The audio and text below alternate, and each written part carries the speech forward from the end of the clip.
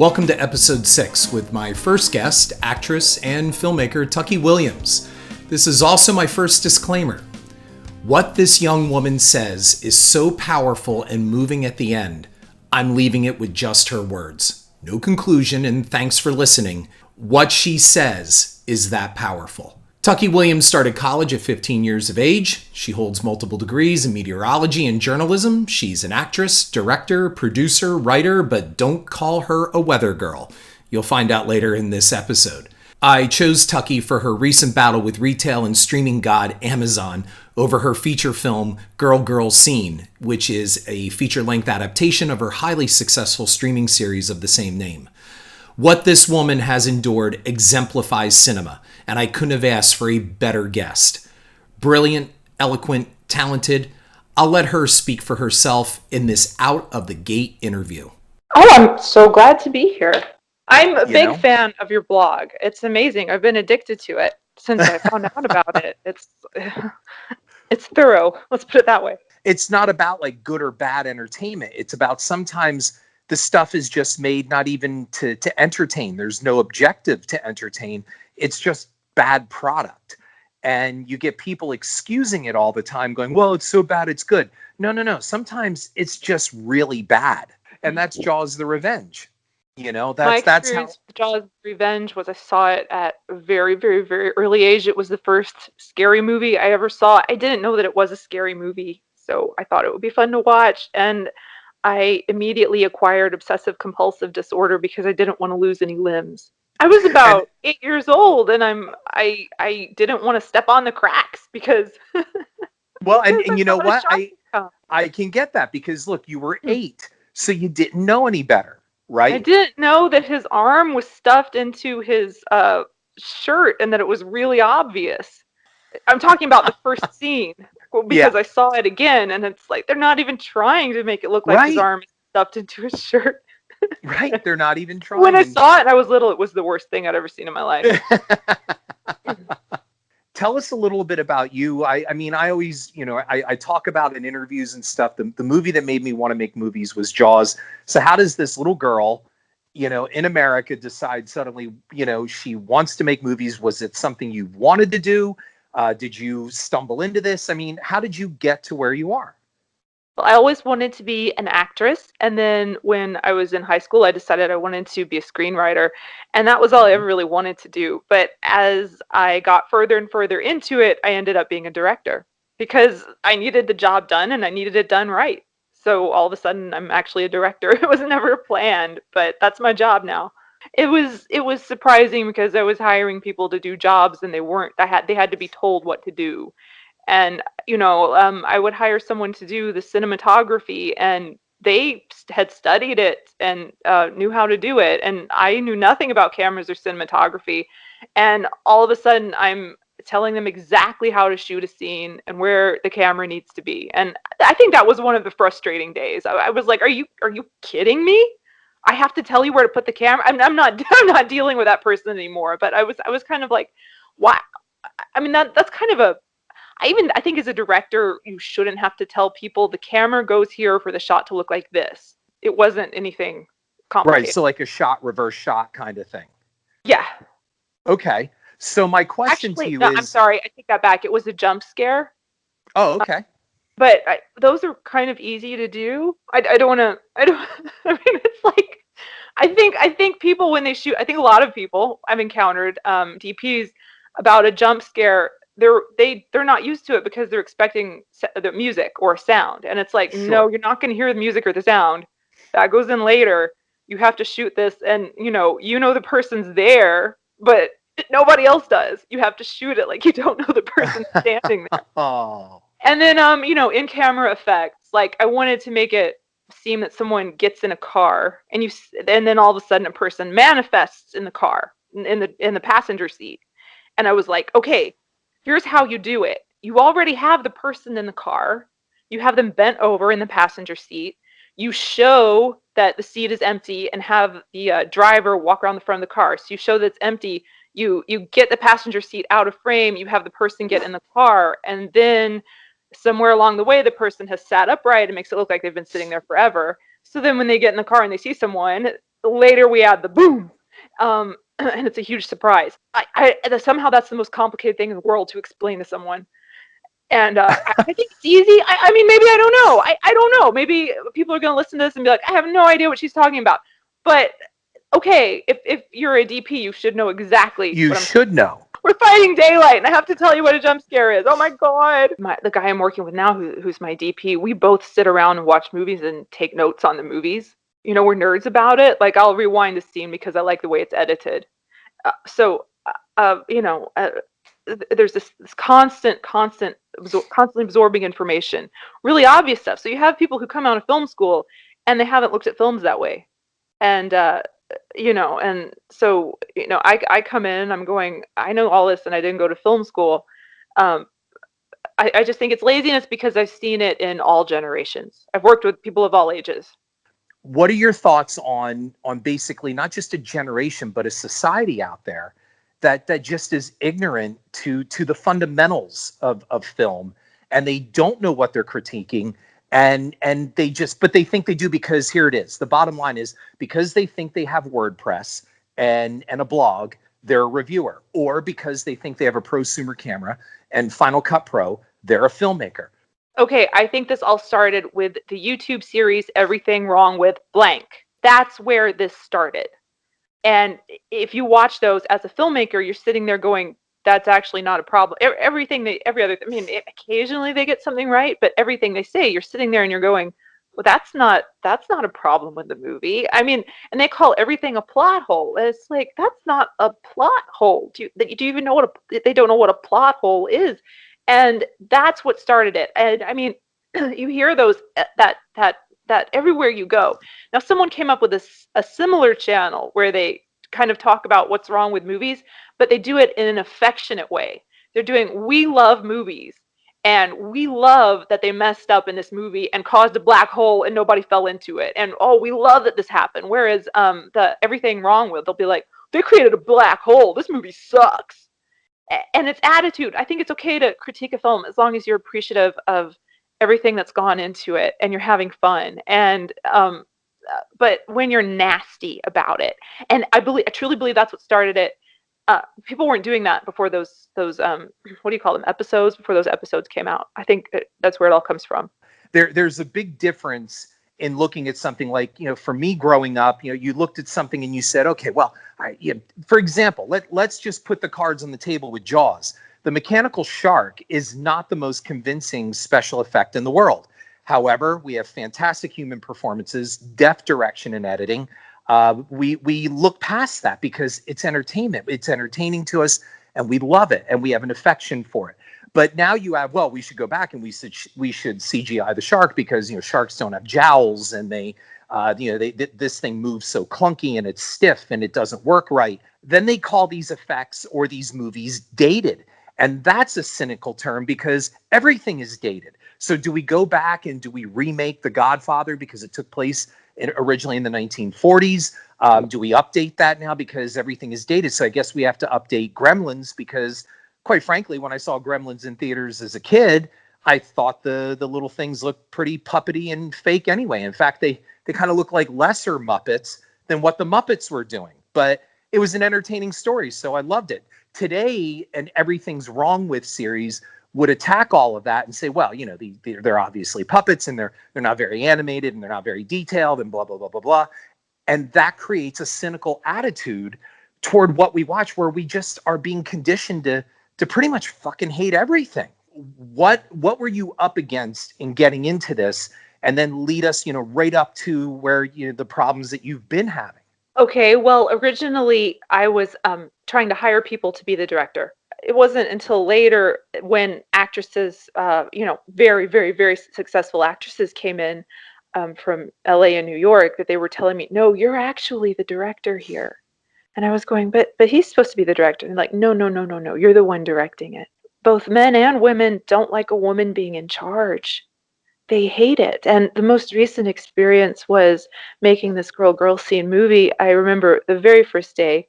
It changed immediately the next day, but there was one time where I was talking to the actress and the DP was talking to the actress at the same time, and she had to listen to one of us, and she looked at me first, and then she looked to him. She deferred to him. And I was like, oh no.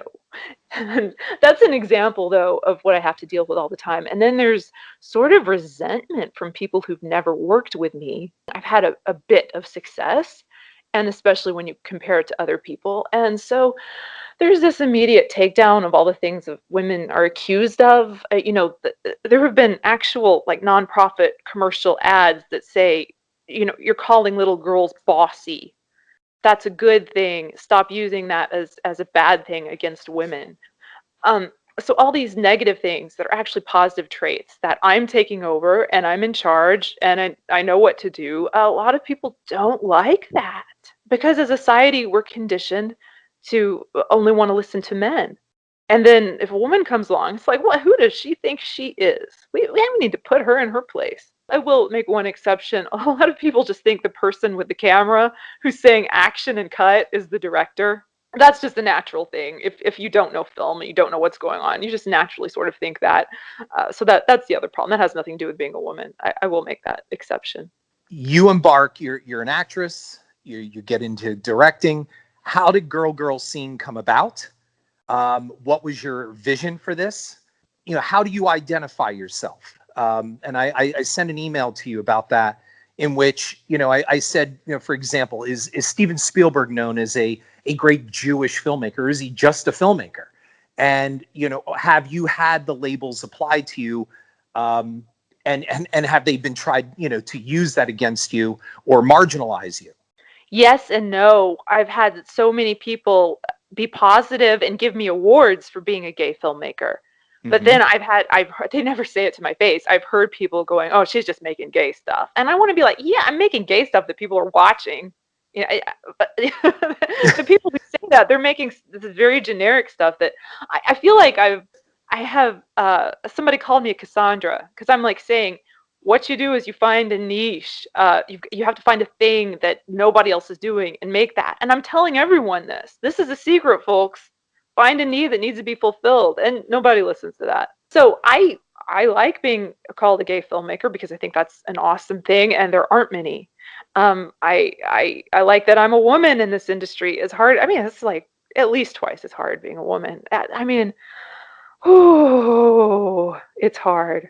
You're just not taken as seriously, but I think that applies to any profession. I was a meteorologist before I did this, and people consistently called me a weather girl.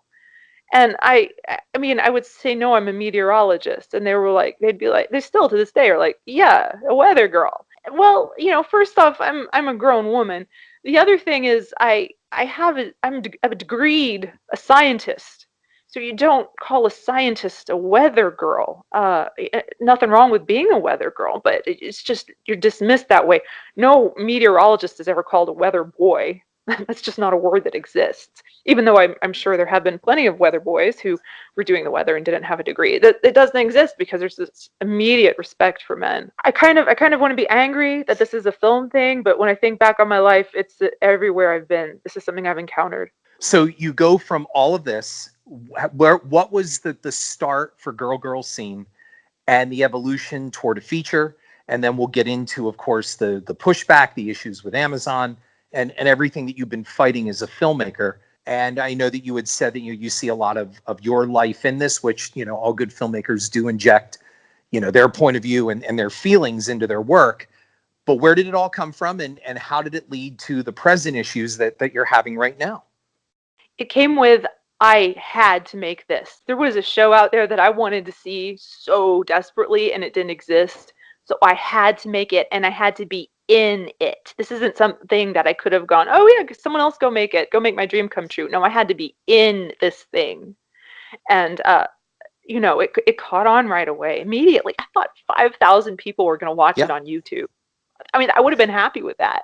But instead it became it became Girl Scene. It became this other thing. And the idea of Tucky Williams became this other thing that was separate from me. It just got huge in this way I never, ever, ever could have imagined. And so I made that, and then I made a second season of it, and then and then some stuff happened that well, okay, let's get into this. So it all came out, and then something kind of, not to me, but with the people who were making girl scenes, something kind of rapey happened. And I'm using the word rapey because I don't know that anything actually happened. Okay. But I know that I started calling people out and saying, like, drawing a hard line, like, we're not negotiating on this.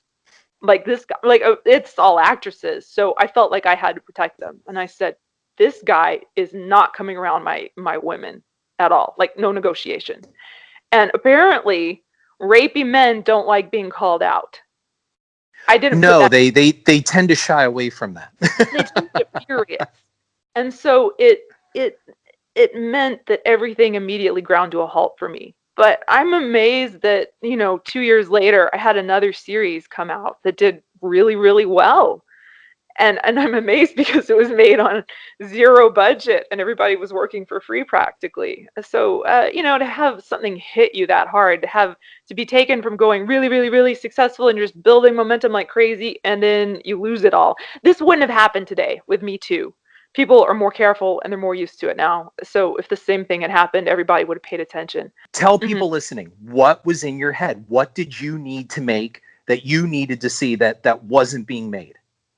I didn't see lesbians in a sexual way that embraced lesbian sexuality and embraced the dark side of being gay. And it was all, and still is, gay people are presented in this really positive way. I use Modern Family as an example, and I love Modern Family. I watch every episode. I love that show to death. But that couple is kind of asexual and very family friendly. And I wanted to go in the opposite direction and terrify people. I wanted to be like, this is happening in your neighborhood. This is in small town America that this is going on. And I wanted to show sex as it really existed as a political statement. Wow. Yeah. So not as external, just like the sex acts as political statements, as like, because it's never depicted properly. It's always this weird kind of thing. And I wanted to show. Give a description of how it's depicted. The opposite of what you were trying to do. What is the way that it's usually depicted? The way it's usually depicted is very, very feminine women who have no spark and no passion and no like, oh, I've got to get in here and we've got to get down.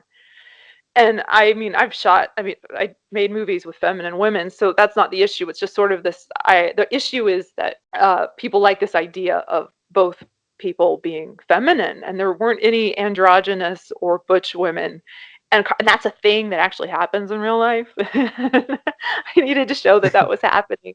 And I mean, it's with feminine women too, but it's both. But I was just seeing this, oh, we're kissing and isn't it romantic? And we're going to fade away into montage where we're making love and it's so beautiful. And I kind of wanted to show this kind of like really intense, something is, we didn't show it, but you can tell exactly what's happening. And I wanted, it's stuff people haven't seen before. And I wanted people to be like, oh, okay, I'm uncomfortable, but I guess that's what's going on. I think people think that like lesbians just go down on each other in this really beautiful way, and there's really beautiful music playing.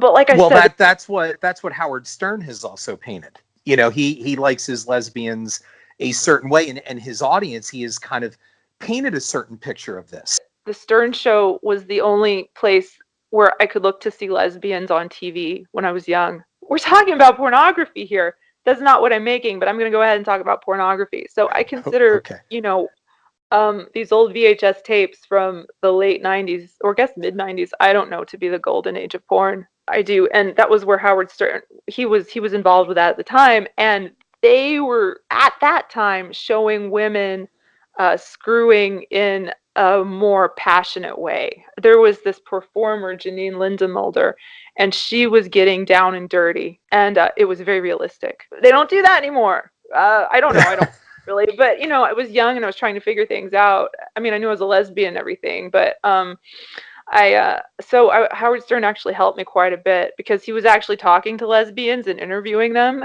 and nobody else was doing that. Was interviewing lesbians about sex and what it's like. So I want to give him credit. Howard Stern provided an avenue, is what you're saying. Absolutely.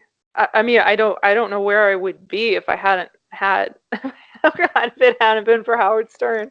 I wouldn't know stuff.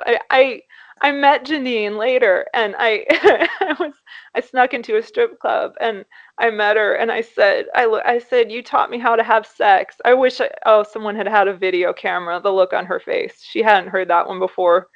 That was dirty. You had to get a dirty movie to see that, and I wanted to convey that same sense of, okay, it's dirty like this, but you don't actually have to watch pornography. Pornography is actually kind of boring. I studied pornography in college. Don't ask me how I did that, but I pulled that off. And so the thing is, it's kind of the one of the things I learned is that it's really boring to watch. So take us through the development of that series, getting it out there, and then, of course, turning that into the film and leading us right into the issues that you've experienced. Okay, so the first episode came out. It was just called the pilot, and women went crazy. The lesbian community went crazy. This was when Tumblr was big. It was all over Tumblr. The only problem was that people weren't watching it. People didn't know about it. It got labeled a web series because when it came out, there weren't streaming services, so nobody knew what to call it. But we had these 40-minute episodes. It was legitimately a television series, just like Stranger Things or Ozarks or anything on Netflix. But nobody knew what to call it. So it kind of was dismissed as a web series because even though it was on a streaming network, just nobody knew what the heck it was. So that came out, and it was very, very popular, but we couldn't get enough people to watch it because it was streaming and people were still watching TV. And then the second season came out and it was the same thing. And then that thing happened. And then I made the other series 2 years later, Dagger Kiss. Mm-hmm.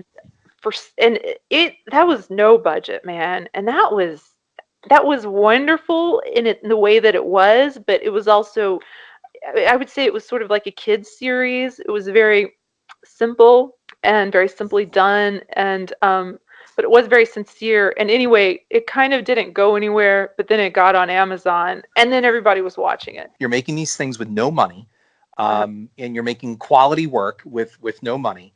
How do you get that over to Amazon? Well, I submitted it to them and they took it, and I couldn't believe it. I was like, what? You want this? Like, what? And they took it, and it started performing well. So then I took the girl scene episodes. I said, well, let's try this. And I submitted that, and they had some issues with it because they thought it was salacious. They didn't know that. They didn't even know what that word meant in the emails I was sending them. It went directly to Jeff Bezos.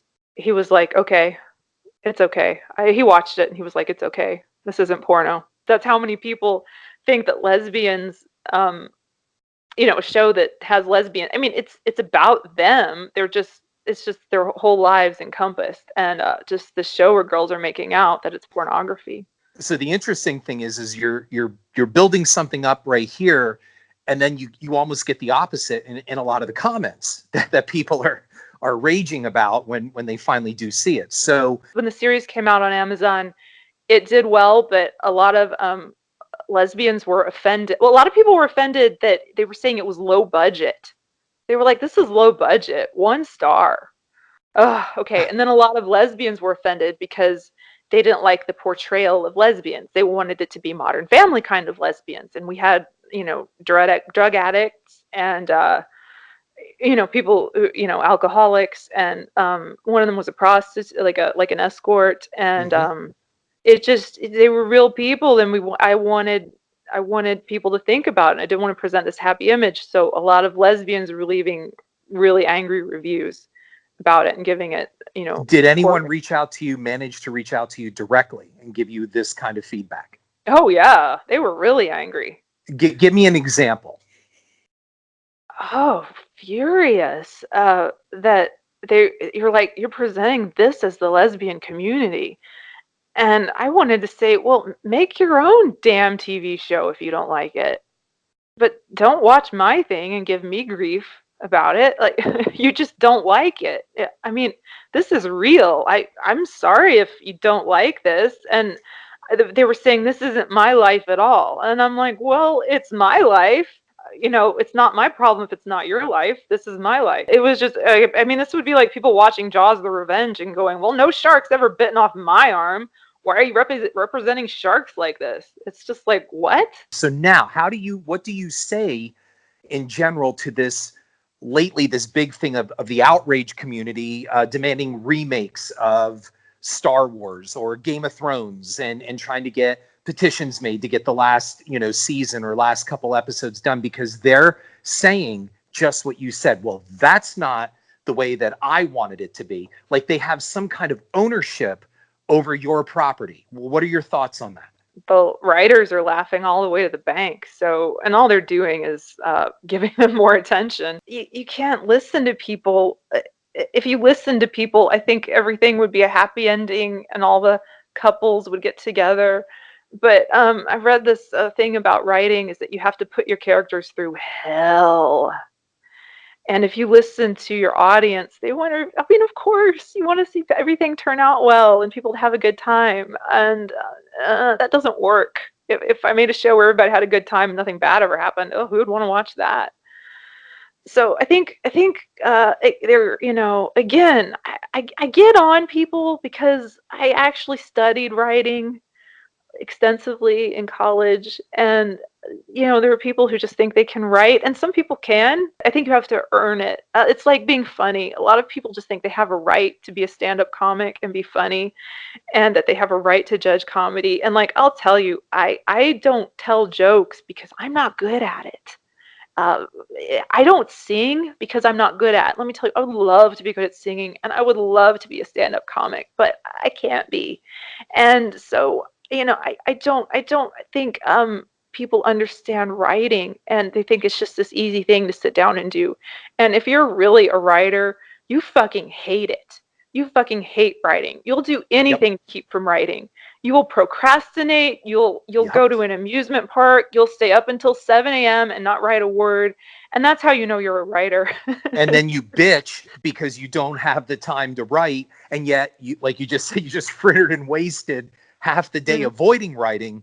That's what a writer does. That is what a writer does, and I think people are always like, oh, they want to talk to me during the day. I'm like, you don't understand the writing process, people. It doesn't just come out. You have to think about it. You have to kind of have something going on in the background. It's called, Tina Fey, I think, coined it the shower principle, which is that if you kind of do some kind of busy work thing, like just to distract your mind, all these great ideas come to you. And when I heard that, I freaked out because all my great ideas come when I'm taking a shower. And so I think half the writing process is just sitting and thinking. And then, we also have to watch TV and movies and read books. And that is, people see that as, oh, she's just watching a movie. She's not doing anything. But, it goes back to, okay, I saw John Wick 3 times because of the editing. So, I mean, people see it and go, oh, she's just spending all her time at the movies. No, this is my job, people. People just think, oh, you just sit down and you write. That's all you do. And, well, what do you mean you didn't get a page done today? It's only a page. And you get that all the time. And it's like, no. Like you said, you have to put your characters through hell. I've got to do this. And what they're going to do in this. Now I've got to structure this all out. And even sometimes it's just dialogue. And people just look at you and go, I don't see what the big deal is. Just write. Just write it out and get it done. Those end up writing terrible screenplays. And then they produce them. They're brilliant screenplay, and nobody watches it. If they somehow manage to get it made, it's terrible. You have to study these people. You could be, what I was talking about with comedy or singing, you could be lucky enough, to have this natural ability. But I think most people have to study it because you have to get things really, really, really wrong and be a really bad writer for a long time before you learn and get it together. And imagine that, such a novel idea in a day and age of where we're not teaching children in school to skin their shins and dust themselves off if they fall down. Everything's got to be fantastic, that we can't hurt their self-esteem. So, what you just said, you can't have, if we're telling everybody, well, everything you do is wonderful. It's like watching American Idol, and the worst excuse you can hear somebody say is, well, my mother thinks I can sing great. Yeah, that's what your mother's supposed to tell you. Yeah. Yes. But, American Idol makes it out like, well, you can just get up, hold a high note for 10 seconds, 20 seconds, and, tell your story that you're from, a poor background, your mother died, whatever, you have 2 kids and you can't support them. And I guess that qualifies as being a singer. So all those people that are out there right now singing in dive bars, not getting paid at night and putting in their dues, to work their way through to the top. Well, I guess they're doing it wrong. You just need to go on a karaoke contest and have somebody tell you you're getting a ticket to Hollywood.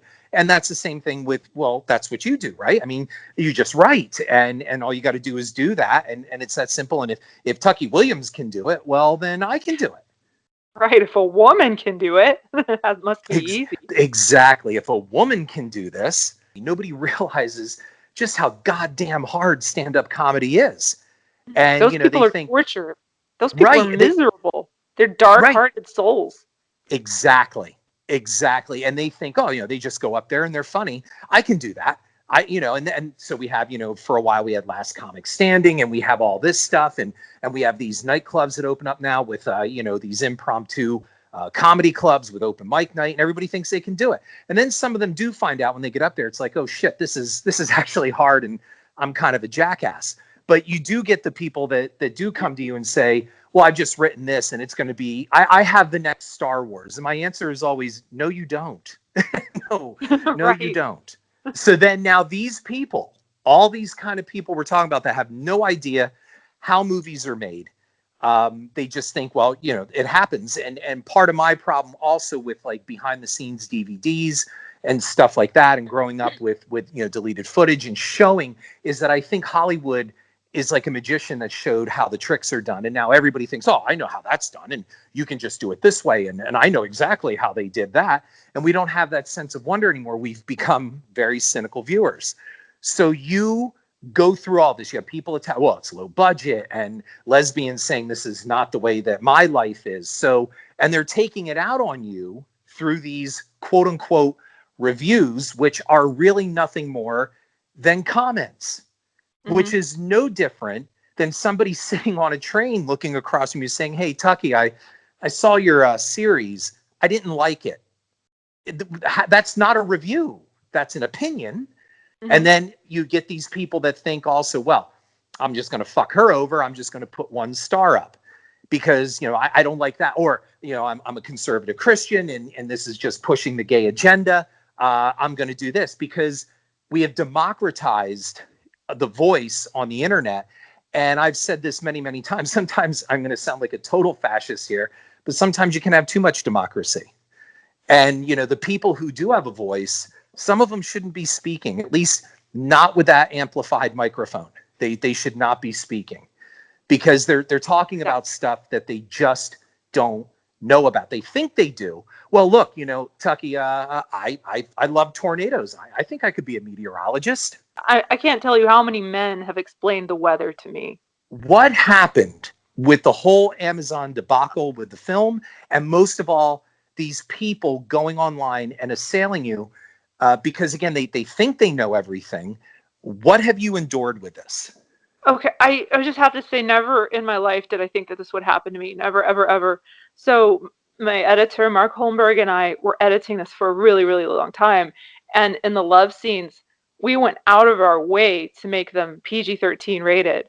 And, we kept cutting stuff and going, no, this is, we were just going out of our way to take more and more and more out because we didn't want Amazon to, we didn't want to have to go all the way to Jeff Bezos again because some lower level people think that it's pornography because women are kissing. So we're going out of our way. There's no nudity. It's very light. And I thought I was doing the right thing by doing that. The other thing is it's set in the 80s and we made it look like a VHS tape. And the reviews are, this looks like an old movie. And I am so outraged by this because they're upset that it looks like a VHS tape and that it looks like an 80s movie. And oh, it's also a satire. I didn't know this. Nobody knows what a satire is. You're right. Nobody. Yeah, I thought that people knew that. And I even dropped a clue toward the end of the movie, like, in case you're confused, this is a satire, where it's like you kind of break the fourth wall a little bit, and she starts talking about 80s movies and pastiche and nostalgia. And I mean, that's the clue. And I realized nobody gets that clue. Smart people don't leave reviews, because if they see a movie and they don't like it, they go, oh, or they're like me, they're like, oh, that just wasn't for me. I mean, I can name probably 3 films that I've said to people, really don't watch this. Like, really, it's really, really, really bad. Like, really don't. I mean, I can name them. But most of the time, if I see a movie I don't like, I'm like, oh, I didn't like it. I made the comedy Garlic and Gunpowder. It had Vivica Fox and Michael Madsen and all these people in it, and I wanted it to be a tribute to a lot of the screwball comedy of the 1950s and 60s. And one of the things that we did is I opted deliberately to shoot the car driving scenes against a green screen with rear projection, just like they used to in the old days. Big mistake. Big mistake. You get people online going, and they didn't even have the budget to, it looks like they're driving in front of a green screen. Well, that's because they are.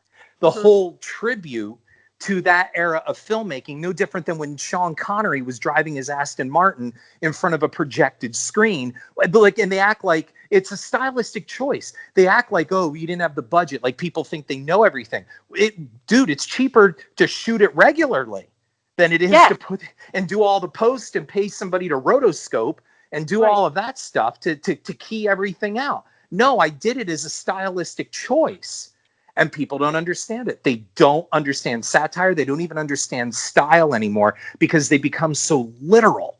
Okay, everything has to be spoon-fed to them and telegraphed to them. And if it isn't, they don't get it. And then these people are the ones that take to IMDb. They're the ones who take to making the comments. They're the ones who drive those scores down, because the people who like it go, well, I really liked it, but they never think, well, I should go and write a positive review about this. The positive ones never go online. It's the ones that, like you said, that feel now they have to go tell the world how smart they are, because they have to be the smartest person on the comments section. Okay, so like you said, it would have been much easier to make a movie set in the present day that looked like a normal movie, just straightforward and boring, honestly. Instead, we went out of our way to make it look like the 80s, and that was infuriating people, because they had no idea. They were just like, this looks cheap. This looks inexpensive. It looks old. Like, oh my God, it's called camp, and we're going for it. They don't know what camp is. And, like, the jokes are those 80s kind of jokes, and those are harder to write than regular jokes. Like, to write a really painful joke that makes you groan is way, way, way harder. And then they're going, oh, and the jokes are so bad. It was harder to write that. I was in pain. I would have to run it past people and be like, is this okay? Because I've really taken this into really bad jokes. But it's funny. It's funny and it's entertaining when you realize, hey, this chick wrote an 80s movie. Like, it's so lame. And in the end, everybody just makes up and they become friends for no reason whatsoever. Which is like the thing, like in Top Gun, like, nobody has learned anything. They've just magically in the end become friends again. And they're saying that's bad writing. I'm going, you just missed the entire point. But it's totally okay if someone didn't like this movie. But here's what I've concluded, is that at least half the audience of Stranger Things doesn't understand that it's set in the 80s. Like, they see the, Starcourt Mall and the crazy hair, and it just means nothing to them. They're like, well, that's weird hair. Or they see, Scoops Ahoy and those weird sailor outfits, and they're just like, huh?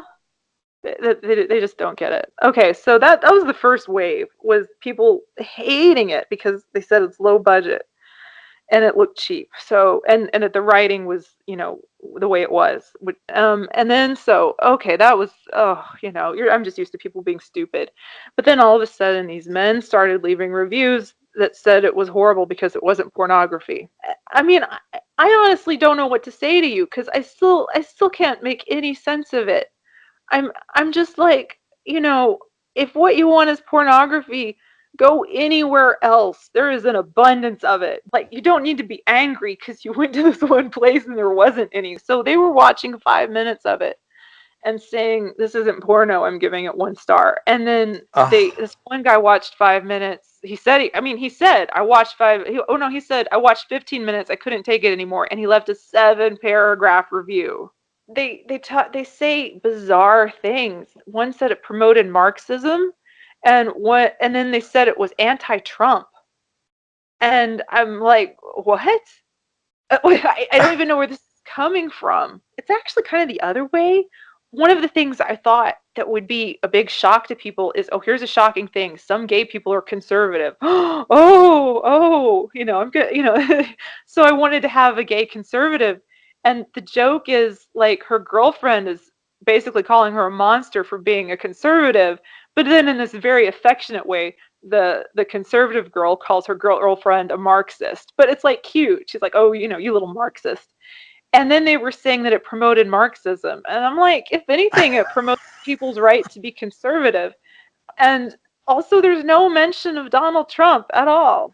Like, at all. But I mean, I'm just saying that if you're talking about this movie politically, you would actually say it goes the other way because it presents a point of view that's never been presented. I've never seen presented before anywhere, which is a gay conservative. So if anything, it goes that direction. And then these guys were furious that it wasn't pornography and that it was anti-Trump and promoted Marxism. And it didn't. They were just, it was like, where are you even coming up with that? I think they just, I don't know what to say. These people take to the comment section of your work and then assail you publicly and then drive that down. Okay, so they drive the rating down. They drive it down on IMDb. They drive it down on Amazon. So what does Amazon do? They said they got rid of it. They just deleted it one day. And it was really obvious so they said it was due to poor customer feedback. But if you look at the customer feedback, it's homophobic and sexist. I mean, that's all it is. Did Amazon notify you in writing No. and say, listen, we're taking this down? No, they just pulled it one day. I wouldn't have even known about it if I hadn't checked it. I just happened to check it that day and I saw that it was removed. And but the thing is that even with those, even though they tried to 1-star bomb it, still had 2.5 stars. And there are plenty of 1-star movies on Amazon. So it's very suspicious that they chose to take down my movie. I don't get that at all. There were very odd things here. Another thing is people were writing to me saying that they had left good reviews on Amazon and on IMDb. People were like in tears saying, I submitted my review. It didn't show up. And so all these good reviews were being rejected. And people would write to Amazon and say, why is my review being rejected? And, they wouldn't get a response. So it was weird. It was like only the bad reviews were going through. I wrote to IMDb and I said, here's what's happening. And they were like, no. We have an algorithm to stop that. And I said, well, what do you do? Well, what if some of these white separatists start complaining about Schindler's List? I was like, what do you do? I mean, I was sincerely asking. They had nothing to say to me. And now it has 2 stars on IMDb. And I mean, I've said, even if you hated this movie, I mean, it's not that bad. First off, it's good, but it's good. Forget about that. Let's just say it wasn't. It's not that bad. Oh my God. I really believe that there's some message board somewhere or 2 or 3, and they said, this movie's horrible. It's tempting men. It's trying to trick men because it's porn, and it's just trying to spread a liberal agenda, which it wasn't. It's trying to spread a liberal social justice warrior agenda, and we need to do everything we can to stop this. I never thought anyone would complain that I was not making pornography. Now, did you write Amazon yourself, and did you ever hear anything? Because now you said it's reappeared. So let's go to that. Did you write them? I wrote to Jeff, and I wrote to Amazon PR, and I got a response from Amazon PR, and they said, we'll look into it. And I was like, okay. And then they just sent me, like every other day, they'd send me just a bizarre message. Like one time they were like, the email isn't associated with the account. We need to have the email associated with the account. And I'm going, well, why? You're like talking to me right now. So, I gave them the email associated with the account. That's 2 more days. And then it was like, oh, we need more. They were like, we don't know which reviews are the bad reviews you're talking about. And I'm going, can you look at your own website? Like, it's like, and then it just kept going on and on. And then so I contacted After Ellen, which is, it had gone on for, I think, 4 weeks. So I contacted After Ellen and I said, this is what's going on. And the editor-in-chief, Memory Joelle, she took this up as her cause. She investigated it. She talked to Amazon, and they did the exact same thing to her. They're like, oh, we're going to look into it. We'll look into it. Oh, and then they were like, can you tell? They said to her, which reviews are you talking about? And so she came back to me. I said, that's insane. They can look at their own review page. And she said, Tucky, just send them to me. So I got on my phone and took screenshots of every single review. And of course, they're endless because, like I said, I believe that somebody was saying you need to go on here and leave a bad review. So I took all these screenshots on my phone and she forwarded them to Amazon, and then they didn't say anything. So then she published the article. And I didn't publish Jeff's email, but I published the private Amazon PR email. And I said, if you don't like this, write to the Amazon, write to this email address. And so, oh God bless these people, all my fans, and even some people who weren't fans. Like, some people just heard about it and said, this is outrageous. Everybody emailed Amazon. I can't believe you can't get anybody to do anything, And all these wonderful people were taking their time who, they were just saying, this isn't right. We don't like this. This is horrible. This shouldn't be, a movie shouldn't be taken down because angry men are frustrated that it wasn't pornography. And so that's been the one good thing about this, is that I've seen just this wonderful aspect of human nature. Yeah, it's been almost like it's a wonderful life moment for you. Yeah, so many people wrote to them. I think they just couldn't handle it anymore. So one day I came home. I had been out, and I came home at about midnight, and someone wrote to me and said, your movie's back up. And it was like, what? And I went and checked on every different device I have, and I made it play, and it was back up. And Amazon has never written to me or said anything. It's just back up all of a sudden. So have those negative comments started again? Oh, they left all the hate comments up. And I will say that they are hate comments. They're not negative comments. They're actual hate. It is like Nazi talk. This is really horrible stuff they're saying. And all of this stuff is still published on Amazon. And that's one of the things I've learned, and that is, you just don't read the comments. You just don't. Whether they're good or bad, you just don't. But with this case, I had a responsibility to read them because it was actual hate. I had an ethical responsibility to read all this. And I mean, if you go through it and read it all, you feel contaminated. It's disgusting. It's like it goes into your system. And they're not even watching the movie. Right. And on top of it, they're not even watching it. I do think there's a message board somewhere, or a few, where they're really organizing and coming after me, which is insane. I'm like this really sweet girl. I just want to make these really sweet little drama comedies about, girls. And it's like, this is happening on what? Has this come to anybody's attention to come to your defense? No, because here's the thing, is nobody's really into supporting lesbians. That's kind of like on the lowest rung. Absolutely nobody's interested in it. It's just, I think it's, you're just supposed to call yourself queer or non-binary. Like, all those words are cool, but to actually just be a lesbian, to make the statement that you actually don't want to sleep with men, unequivocally, people really, really, really don't like hearing that. They want you to be like, oh, I'm pansexual. And I'm going to get in trouble for this.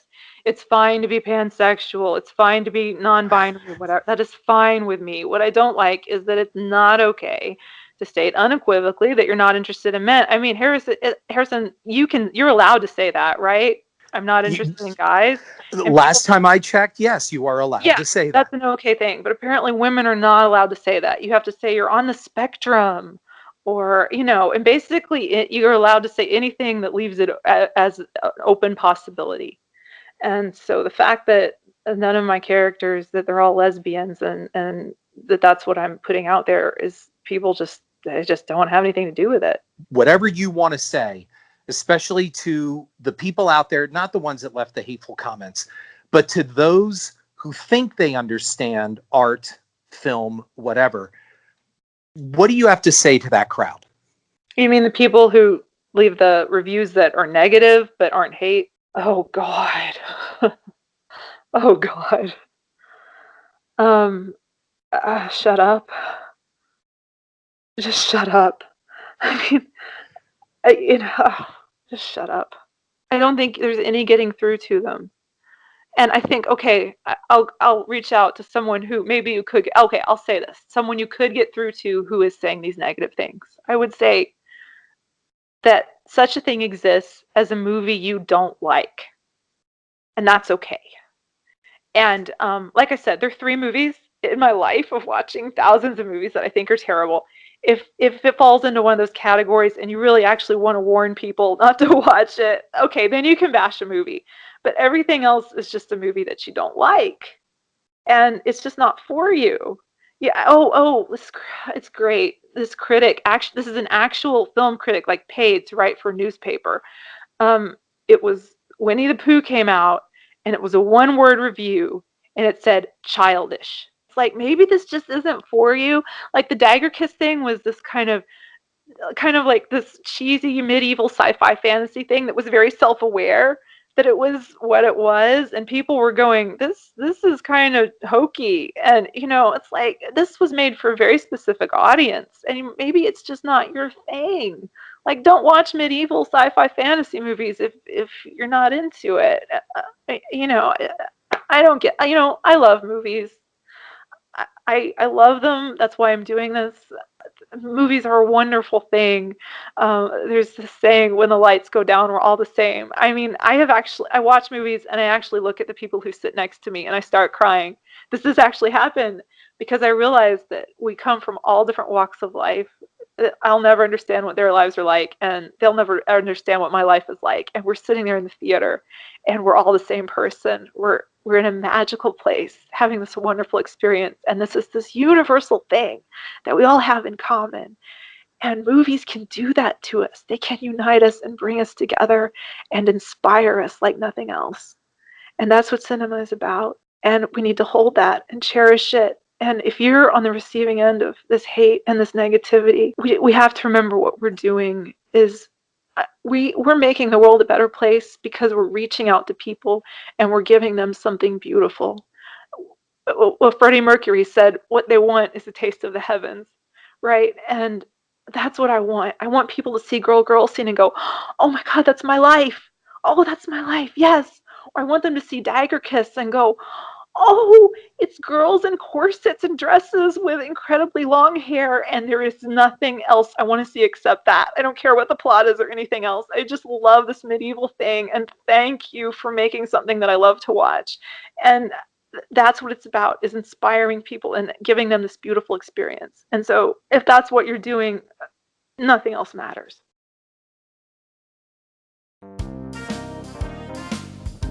Head on over to iTunes and give me a like and review. And if you want to read my Cynema Blog, you'll find it at horrorfuel.com/author/Harrison. If you like this podcast, and if you're an aspiring filmmaker making your way through the independent film minefield, I offer one-on-one coaching sessions by phone or Skype. Email me at this site or class of85llc@gmail.com for information and pricing. I offer input on your completed or in-development film or screenplay, and offer insight into all aspects of pre-production, production, and post, and eventual distribution. Hope to hear from you.